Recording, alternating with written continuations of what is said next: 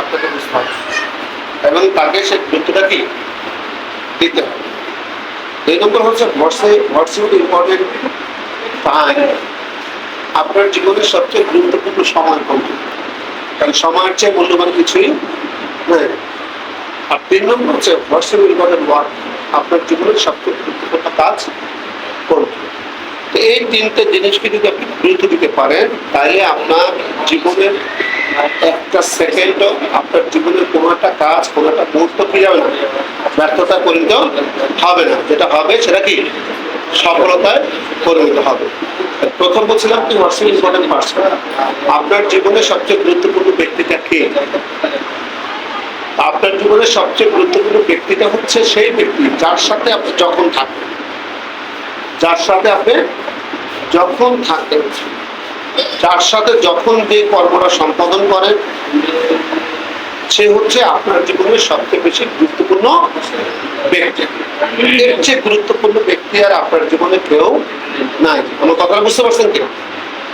আপনি যখন যার সাথে কি করেন, থাকেন, কর্ম সম্পাদন করেন, টাইম কাজ করেন, সেই হচ্ছে আপনার জীবনের সবচেয়ে গুরুত্বপূর্ণ ব্যক্তি।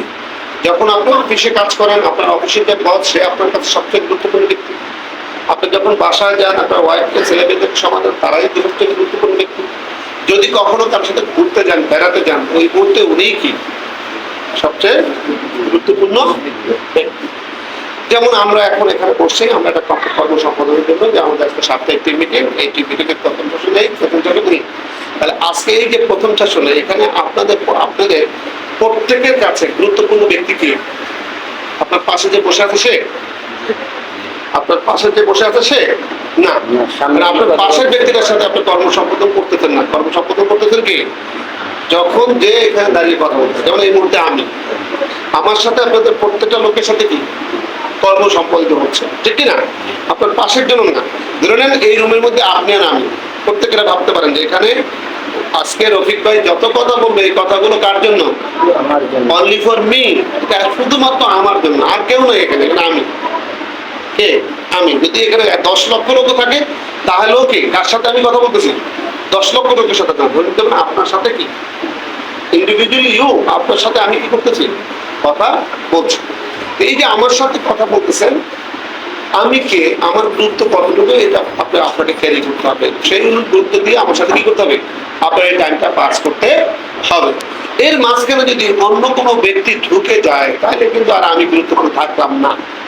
যেমন আপনারা যখন কোনো বিশেষ ব্যক্তি রুমে প্রবেশ করেন, তখন কি করেন? মোবাইলটা বন্ধ করেন, মানে সাইলেন্ট করেন, ঠিক কিনা? হ্যাঁ, অথবা এটাই কি স্বাভাবিক। যেমন আমি আজকে এই একজন মেজরের সাথে ছিলাম, আর্মি রানিং মেজর। এই যে আমাদের দেশে এখন আর্মিরা আমাদের হেল্প করছে, সকাল 9টা থেকে প্রায় 1:30 পর্যন্ত ছিলাম। এই পর্যন্ত আমার মোবাইলটা সাইলেন্ট ছিল। কি ছিল? সাইলেন্ট ছিল। হ্যাঁ, আমি বেরোর পর দেখি অনেকেই আমাকে ফোন করতেছে, আবার অনেকটা আমি কি করছি, এবার ব্যাক করছি, সরি আমি একটা গুরুত্বপূর্ণ কাজে একটা গুরুত্বপূর্ণ ব্যক্তির সাথে ছিলাম, এই জন্য আমার মোবাইলটা কি ছিল? সাইলেন্ট ছিল। ঠিক আছে? এই গুরুত্ব দিতে হবে, নচেত আপনার জীবনে সফলতা আসবে না। আপনি পার্কে গেছেন বান্ধবী নিয়ে প্রেম করতে, সেখানে গিয়ে তাকে গুরুত্ব দিতে হবে। এখন যদি বারবার যদি আপনার ফোন আসে, বারবার ফোন আসে আর কথা বলেন, একটু পরে দেখবেন যে উনি আপনার সাথে রাগ করে কি চলে গেছেন, থাকো তুমি, আমি গেলাম, ঠিক কিনা? হ্যাঁ, এইরকম হচ্ছে হোয়াটস ইম্পর্টেন্ট টাইম। আপনার জীবনের সবচেয়ে গুরুত্বপূর্ণ সময় কোনটা? সময় হচ্ছে পৃথিবীতে জীবনের পরে সবচেয়ে ভ্যালুয়েবল জিনিস কি? সময়, ঠিক কিনা? এই সময়ের গুরুত্ব দিতে হবে। তাহলে কোন সময়টা সবচেয়ে বেশি গুরুত্বপূর্ণ? এই মুহূর্তে, এই সময়টা যেটা অতিবাহিত হতে যাচ্ছে, এটাই গুরুত্বপূর্ণ। কারণ যেটা আর ব্যাক করা কি সম্ভব না, এটাকে আর কাজে লাগানো কি কখনোই কি হবে না, সম্ভব হবে না। এবং এটা অনেক এক্সাম্পল, অনেক ধরনের এক্সাম্পল আমি আপনাদের দিতে পারবো। এবং পৃথিবীর অনেক দেশের অনেক শাসককর্তার একটা বক্তব্যের কারণে টোটাল দেশটার কি অর্থনৈতিক অবস্থাও কি হয়েছে, পরিবর্তন হয়েছে। সেটা হচ্ছে যেমন ব্রিটেনের অবস্থা যখন খুব খারাপ ছিল, রানী দ্বিতীয় এলিজাবেথ সবাইকে কি করতেছে, তখন ব্রিটেনের অবস্থাটা কিন্তু আমাদের দেশের মতো ছিল। সারাক্ষণ কি হচ্ছে, আমরা যেখানেই যাচ্ছি, যেখানেই বসতেছি, যেখানেই দাঁড়াইতেছি, ওখানে বসে কি করতেছি, সমালোচনা করতেছি বর্তমান পরিস্থিতি, আগের সরকার, এই সেই নিয়ে, ঠিক কিনা? তো ব্রিটেনের ওই সময় সরকার নিয়ে খুব বেশি কি ছিল, এরকম সমালোচনা ছিল, মানুষ কর্মক্ষম হয়ে পড়ছিল, আস্তে আস্তে কি মানুষের কর্মক্ষমতা হারিয়ে ফেলতেছিল। তখন সর্বশেষ বুঝতে পারে উনি কি করছে, একটা জনসভা ডাক দিছে, সমস্ত দেশের নাগরিকদের ডাক দিছে। ডাক দিয়ে একটা স্টেজে বলছে যে আপনারা যে বসে আছেন সমালোচনা করে সময় নষ্ট করছেন, আপনাদের মধ্যে কে আছেন যে আমার জীবনে অতিবাহিত হওয়ার সময়ের 1 সেকেন্ড ফিরিয়ে দিতে পারবো? যে পারবো আমি তার ব্রিটেনের অর্ধেক লিখে দেবো। ব্রিটেনের অর্ধেক কি আমি তাকে দিয়ে দিব যদি আমার জীবনের অতীতের 1 সেকেন্ড কি ফিরিয়ে আনতে পারে। তাহলে অতীতের 1 সেকেন্ডের মূল্য কত? ব্রিটেনের অর্ধেক, তার কত দাম? তার যেই সময়টা এখন সমালোচনা করে অতিবাহিত করতেছেন সেটার দামও তো কি?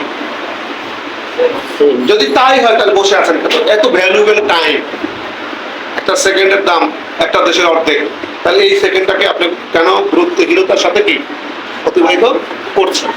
তো ওর পর থেকে কিন্তু ব্রিটেন কি করছে, এক বক্তব্যের কারণে ঘুরে দাঁড়িয়েছে। তাহলে সবচেয়ে গুরুত্বপূর্ণ সময় হচ্ছে যে সময়টা আমার থেকে আপনার থেকে কি এখন চলে যাচ্ছে। আর হোয়াটস ইউর ইম্পর্টেন্ট ওয়ার্ক, সবচেয়ে গুরুত্বপূর্ণ কাজটি কি? This work. এই মুহূর্তে আপনি যে কাজটা করতেছেন এর চেয়ে দামি কাজ, এর চেয়ে গুরুত্বপূর্ণ কাজ আর আপনার কিছুই নাই। এই 3টে গুরুত্বকে যদি গুরুত্ব কেউ দেয় তার জন্য সফলতার বাইরে কিছুই কি আসবে না। ঠিক আছে? যার কারণে আমরা বলবো যে কোনো প্রোগ্রামে, যে কোনো অনুষ্ঠান, যে কোনো জায়গায়, যে কোনো কাজে আপনি করবেন এই গুরুত্ব সহকারে করবেন। আর বিশেষ করে যেখানে ইনফরমেশন আদান প্রদান হয়, তথ্য আদান প্রদান হয়, সেখানে অনেক বেশি অ্যাট্রাকটিভ থাকতে হয়, মনোযোগ থাকতে হয়।